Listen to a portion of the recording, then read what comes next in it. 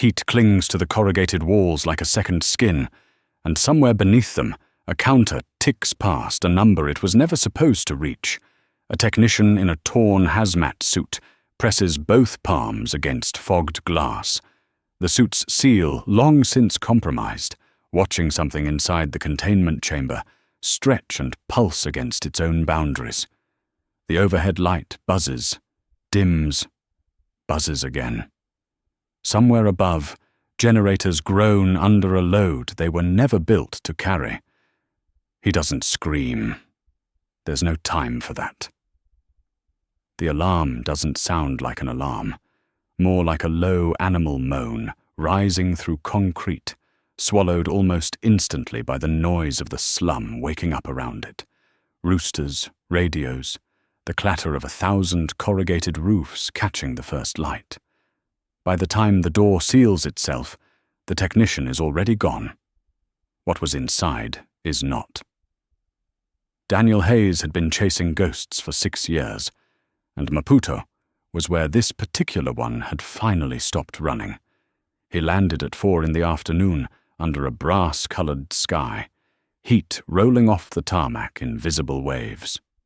6 years ago, the name Conrad Adler had been a footnote in a case file nobody else wanted. A biochemist who'd vanished out from under federal indictment, presumed drowned off the Algarve coast. Hayes never believed it. Bodies that convenient rarely were.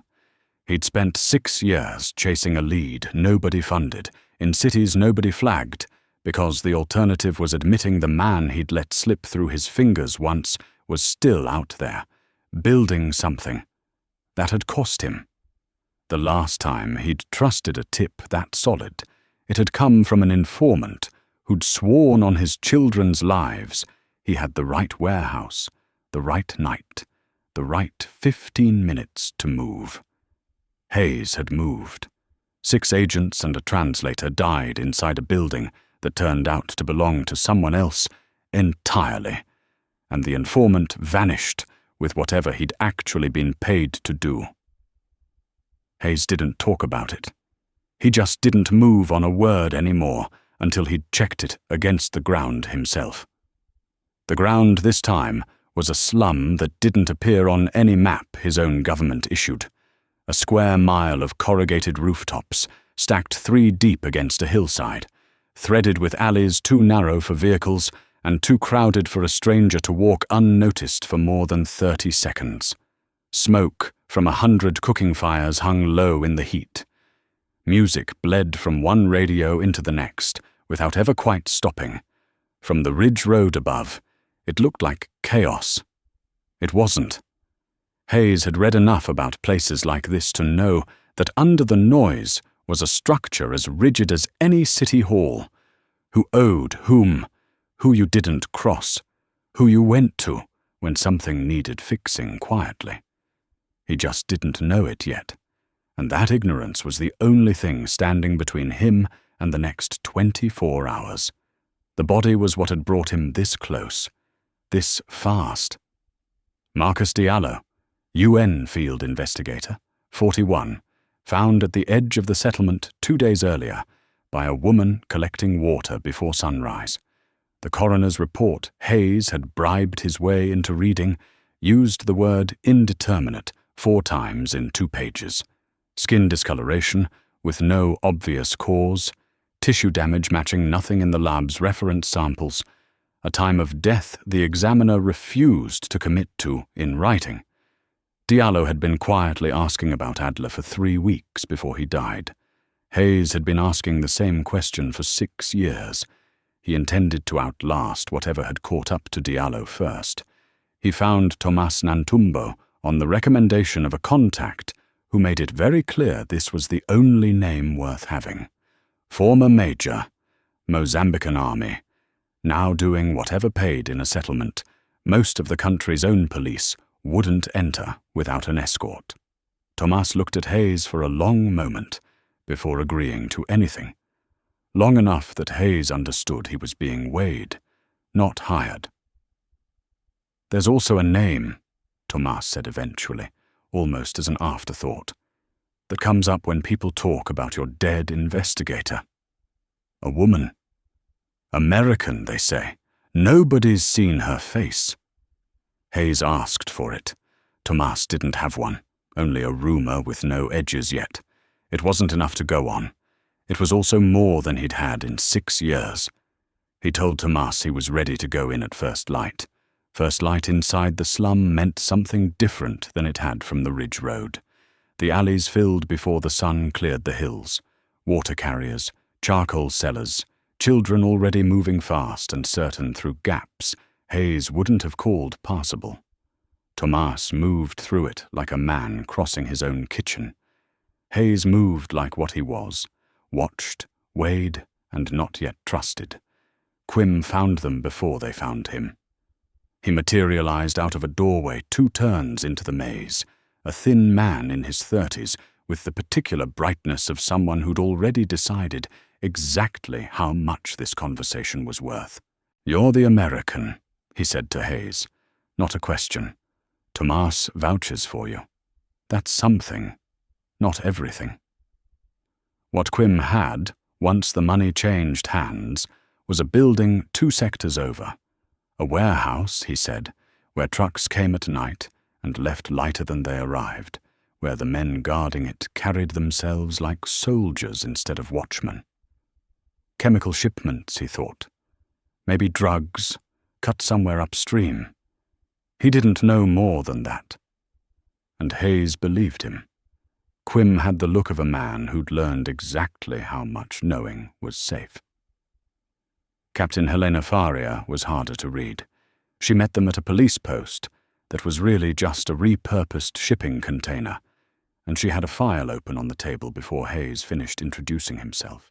6 names, 6 disappearances over 14 months, all from inside the settlement, all officially still active investigations that nobody above her seemed in a hurry to close. "Diallo asked me the same questions you're about to," she said. "I gave him what I'm about to give you. It didn't help him." What she gave them was a single page, recovered from the room of the 4th name on her list. A young man who vanished 8 months ago. It wasn't his handwriting. Dense, looping, written in English. A string of numbers that might have been measurements. A margin note that read, "Only contain growth rate. Recalibrate." No name, no signature. Just, in the corner, 2 initials pressed so hard into the paper they'd nearly torn it. E.M. Faria didn't know who E.M. was. She wasn't sure she wanted to. The friction started on the walk to Quim's warehouse. Hayes wanted to go in that afternoon, quietly, before whoever ran it knew anyone was asking questions. Tomás stopped walking entirely. "You don't go near a building like that without someone in this sector vouching for the visit," Tomás said. "Not because of rules you'd recognize, because of rules that keep people who live here alive after you've gone home. Diallo's already dead, doing it the slow way. Diallo didn't live here. You don't either. I do, after you leave." Tomás held his gaze long enough to make the point land. "We watch the building. We don't walk into it like it owes us an explanation."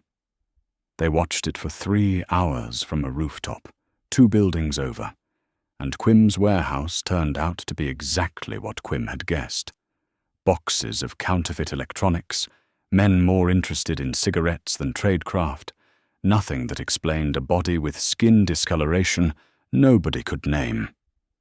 A dead end, dressed convincingly as a lead. It was the building behind it that Hayes almost missed.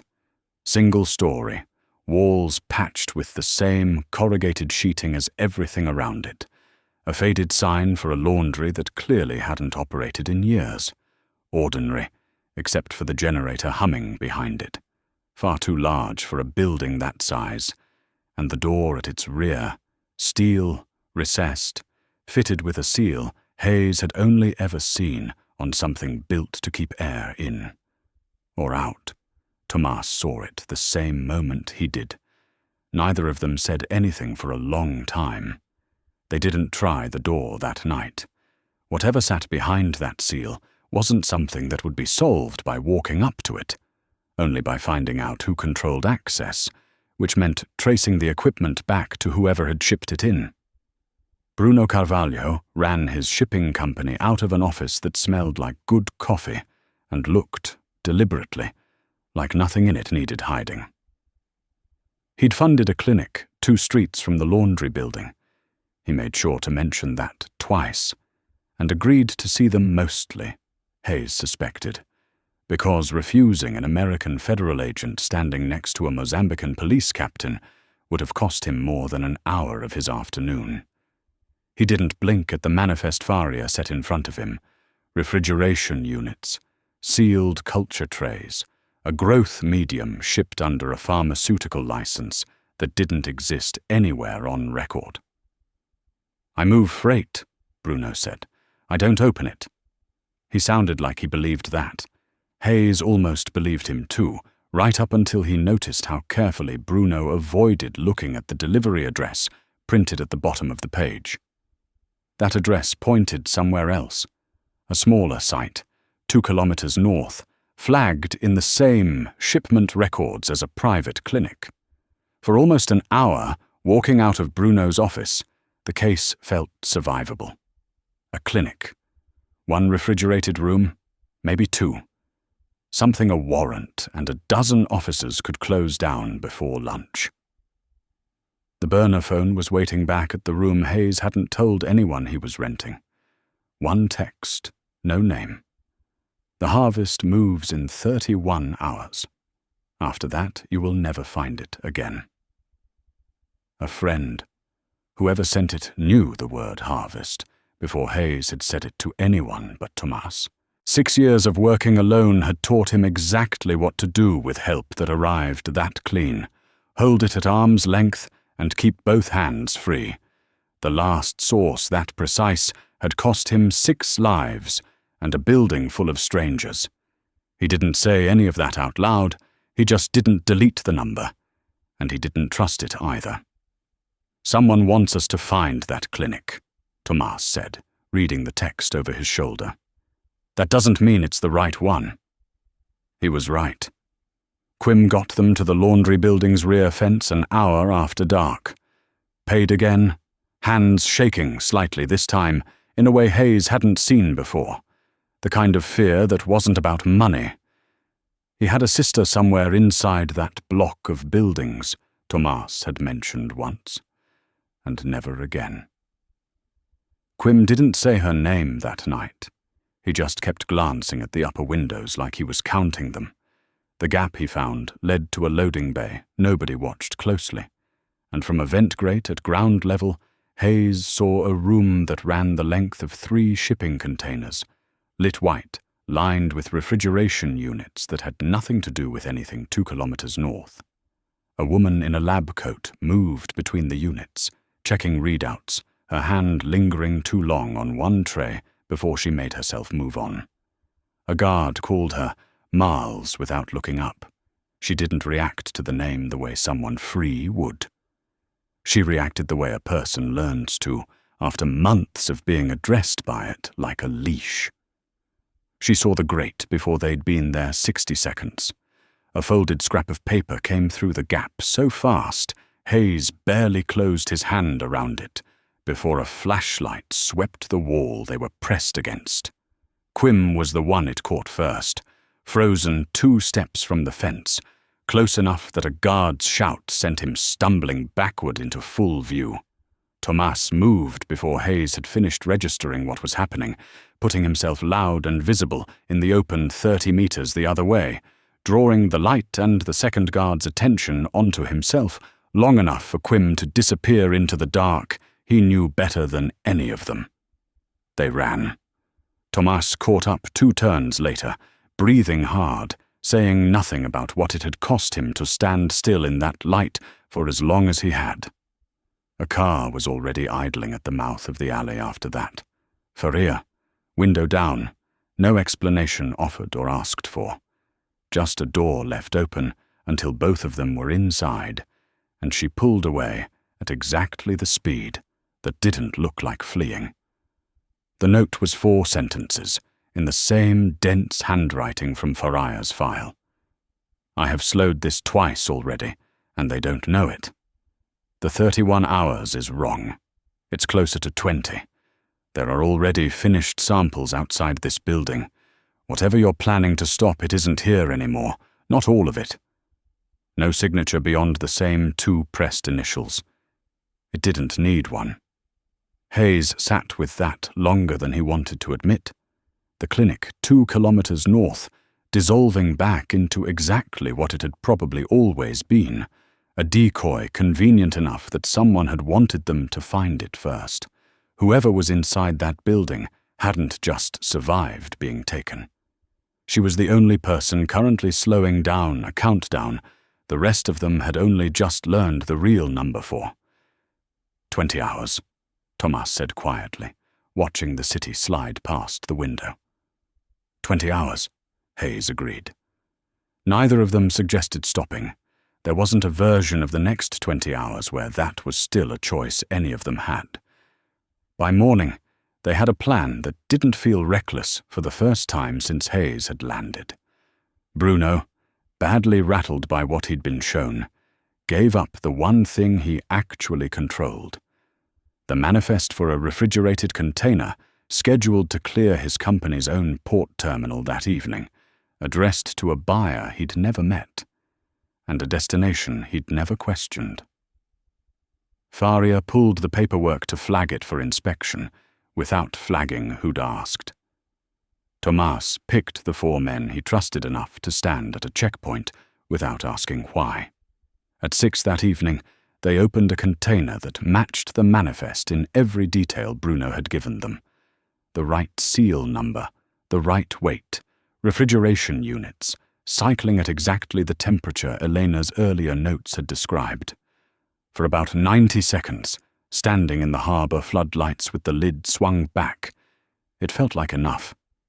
It felt like the kind of ending 6 years of chasing a ghost was supposed to have. Then someone pulled back the insulating foam and found a layer of bottled vaccines underneath the cooling trays. Legitimate, traceable, bound for a real clinic in Beira. The trays themselves held nothing but growth medium that had never touched a pathogen. A decoy, built well enough to survive a real inspection by a real port authority, which meant whoever built it had known an inspection was coming. Faria's phone rang before anyone had finished working that out. A contact at the airport, off the books, confirming what the silence on the dock should already have told them. A private charter had cleared customs 11 hours earlier than its filed departure time, under paperwork nobody at the airport remembered approving. It had left that afternoon, while they were still securing a warrant for a harbour that was never going to matter. They moved everything up the moment we were spotted at the building, Tomás said. And Hayes didn't argue, because the math was ugly and obvious. Quim caught in a flashlight, a guard's shout, and somewhere behind that fence, a decision made within the hour to stop waiting for 31 hours or 20, and just go. What confirmed the rest came from Bruno, white-faced, finally telling them everything his manifests had ever actually moved. Not finished product shipped out gradually over months, the way Hayes had assumed, but raw components, pieces that meant nothing apart, harmless on their own customs forms, useless to anyone without the one thing that made them dangerous. The formula, the exact calibration, the part Elena had been kept alive specifically to finish. That was what had just left the country. Not a shipment. The only complete, working copy of something that could be rebuilt anywhere, by anyone who could pay for it. The instant it landed. Maputo had never been the target. It had been the lab. Cheap, chaotic, far enough from anyone watching that nobody would notice what was being built until it was already gone. The slum wasn't where this ended. It was just where it had been easiest to hide while it grew. Hayes looked at the empty container, the wasted evening, the 11 hours they hadn't known they'd already lost. "Where did the charter file for?" he asked. Faria didn't look up from her phone. "That's the part you're not going to like." They reached the laundry building 40 minutes before whatever was left of the night ran out, moving along a rooftop route Tomás had used exactly twice before. Both times, he said, to get soldiers out of places they weren't supposed to have been in the first place.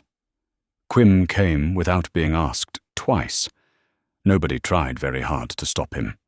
The guard at the rear door went down fast and quiet under Hayes's hands, the kind of clean economy that came from a career spent doing exactly this and nothing else. Inside, the corridor lights stuttered and died half a second before they needed them to. Eleanor's doing, somewhere deeper in the building, the last piece of leverage she had left to spend on them. They found Adler in the room behind the white-lit lab, feeding files into a shredder that was losing the race against him. He didn't look surprised. He looked, if anything, mildly disappointed, the way a man looks at weather that's ruined an otherwise reasonable plan. "You'll tell yourselves this was about money," he said, not turning around right away. "It wasn't. Not really. Every institution that ever funded real progress did it on the backs of people nobody was counting. I just stopped pretending mine were volunteers." He gestured, almost generously, toward the building around them. "Nobody came looking for these people in 8 months. Diallo was the first. You think that's an accident? The world already decided this place didn't matter. I only acted on what everyone else already believed." He went for the drawer at his hip, rather than finishing the sentence. Tomás was faster, closing the distance and driving him into the bank of monitors hard enough to end the conversation, and for a few seconds it looked finished, until the guard from the corridor came through the door behind them, weapon already up, aimed at the only one of them still in the open doorway. Quim shoved Hayes sideways into the doorframe rather than out of it. The shot meant for someone with a job left to finish caught him instead. There wasn't time to do anything but get Adler restrained, the guard down, and the building's last functioning camera feed cut before more of them came. By the time it was quiet again, Quim wasn't. Elena reached them last, moving like someone who hadn't been allowed to walk freely in months and didn't entirely trust her legs to remember how. She knelt beside Quim anyway, checked for a pulse that wasn't there, and said nothing for long enough that nobody asked her to. Outside, the sky had started, almost insultingly, to lighten. The lab was finished. Adler was zip-tied to a support beam, saying nothing now that anyone was listening. Whatever had been growing in those refrigerated trays would never leave this building. None of that made the floor where Quim was lying feel like winning. "His sister," Hayes said quietly. "We still don't know." "I know," Elena said. "I'll tell you." "Not yet." They found 19 survivors inside the building, all of them now patients instead of subjects, all of them carrying questions about months of their lives nobody had been ready to explain. Quim's sister was among them, alive, thin, asking for him before anyone worked out how to answer. The official record, once Faria finished writing it, would call 11 dead and a narcotics operation dismantled. It would not mention pathogens or auctions, because admitting any of that meant admitting how long the world had managed not to look. Adler talked, eventually, mostly about people whose names meant nothing yet to anyone outside that room, financiers, other sites, other slums chosen for the same reason this one had been. One lab. Not the only one. Elena flew home to debrief rooms and questions about complicity nobody would phrase kindly. Tomás stayed because someone in this sector still needed to be the name worth having. Hayes stayed 3 days longer than his flight required, mostly to sit with Quim's sister while she asked questions he didn't have good answers to. The ghost he'd spent 6 years chasing was finally a name on a transfer order. It didn't feel like the ending he'd been promised. It felt like the start of a much longer list.